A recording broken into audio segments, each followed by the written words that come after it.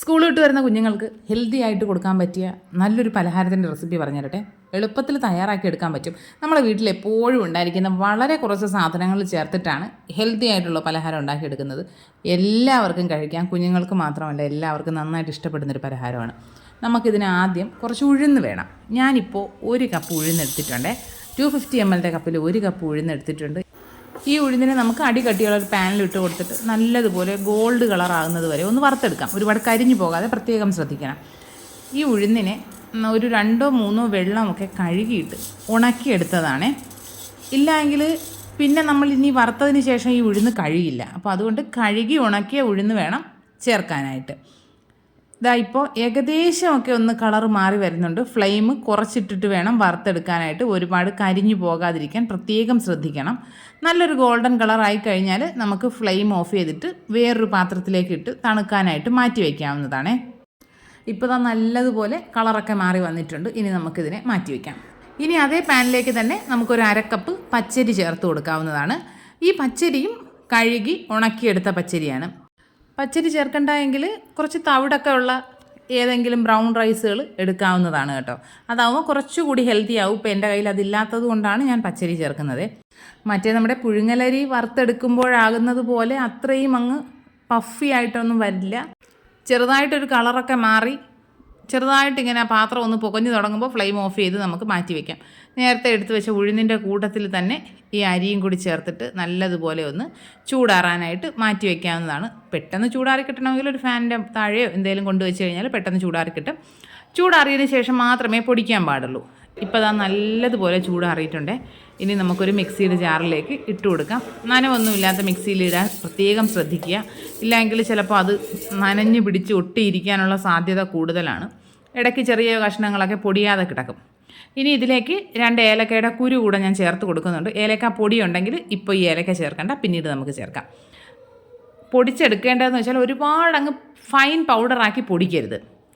റവയല്ല, റവയേക്കാളും കുറച്ചുകൂടി ചെറുതായിട്ട് വേണം പൊടിച്ചെടുക്കാനായിട്ട്. എന്നാൽ ഒരുപാട് പൗഡർ പോലെ ആക്കി എടുക്കാനും പാടില്ല. ഇനി നമുക്കിത് മുഴുവനായിട്ടും പൊടിച്ചെടുത്തിട്ട് ഒരു പാത്രത്തിലേക്ക് ഇട്ട് കൊടുക്കാം.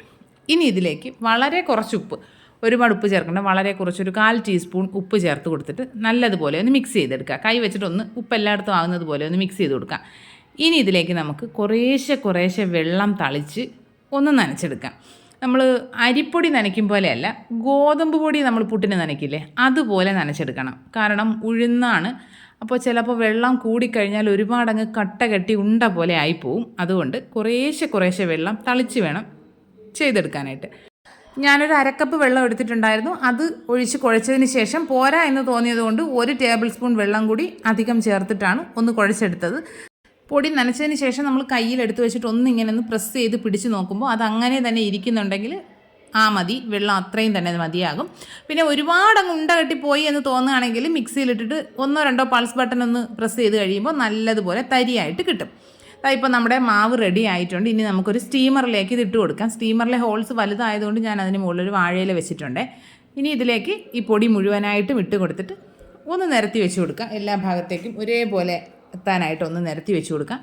ഇനി ഇത് നമുക്ക് ആവിയിൽ വേവിച്ചെടുക്കാം. ഒരു 15 മിനിറ്റ് ഹൈ ഫ്ലെയിം വെച്ച് കുക്ക് ചെയ്തെടുത്താൽ മതി. ഒരുപാട് കുക്കിംഗ് ടൈം ഒന്നുമില്ല. 15 മിനിറ്റിന് ശേഷം ഇതുപോലെ നമുക്ക് എടുത്തിട്ട് നമ്മുടെ പാത്രത്തിലേക്ക് ഇട്ട് കൊടുക്കാം. ഇനി ഇതിലേക്ക് നമുക്ക് വേറെ കുറച്ച് സാധനങ്ങളും കൂടി ചേർക്കാനുണ്ട്. നന്നായിട്ട് കുക്കായിട്ടുണ്ട് കേട്ടോ. ഇതുപോലെ ഇങ്ങനെ എടുത്തൊന്ന് ഉരുട്ടി നോക്കുമ്പോൾ ചെറുതായിട്ടിങ്ങനെ കയ്യിലൊന്നിങ്ങനെ ഉരുണ്ടതുപോലെ വരും കേട്ടോ. അതാണ് അതിൻ്റെ പരുവം. ഇനി ഇതിലേക്ക് നമുക്ക് കുറച്ച് തേങ്ങ ചേർത്ത് കൊടുക്കാം. എത്രത്തോളം നിങ്ങൾക്ക് തേങ്ങ ചേർക്കുന്നത് ഇഷ്ടമാണോ അതിനനുസരിച്ച് ചേർക്കാവുന്നതാണ്. ഞാനിപ്പോൾ ഒരു 1/2 കപ്പും 1 ടേബിൾ സ്പൂണും കൂടെ ചേർത്ത് കൊടുക്കുന്നുണ്ട്. ഇത്രയും തേങ്ങ വേണ്ടെങ്കിൽ കുറച്ച് ചേർക്കാവുന്നതാണ്. തേങ്ങ ചേർക്കുന്നതിനനുസരിച്ച് ടേസ്റ്റ് കൂടും. ഇനി ഇതിലേക്ക് 1 ടീസ്പൂൺ നെയ്യിൽ കുറച്ച് കാഷ്യൂ ഒന്ന് വറുത്ത് ചേർത്ത് കൊടുക്കുന്നുണ്ട്. ഇനി ഒരു 1/4 കപ്പ് പൊടിച്ച ശർക്കരയാണ് ചേർക്കുന്നത്. നിങ്ങൾക്ക് ശർക്കരയോ കരിപ്പട്ടിയോ എന്താണെന്ന് വെച്ചാൽ ചേർത്ത് കൊടുക്കാവുന്നതാണ്. പിന്നെ മണ്ണില്ലാത്ത ശർക്കരയാണ് ചേർക്കുന്നത് എന്ന് ഉറപ്പാക്കിയതിന് ശേഷം മാത്രമേ ഇങ്ങനെ ഡയറക്റ്റായിട്ട് ചേർക്കാൻ പാടുള്ളൂ. ഇതിപ്പോൾ പൊടിച്ച ശർക്കര പാക്കറ്റിൽ വാങ്ങുന്നതായതുകൊണ്ട് അതിലങ്ങനെ മണ്ണ് പൊടിയൊന്നും ഉണ്ടാവാറില്ല.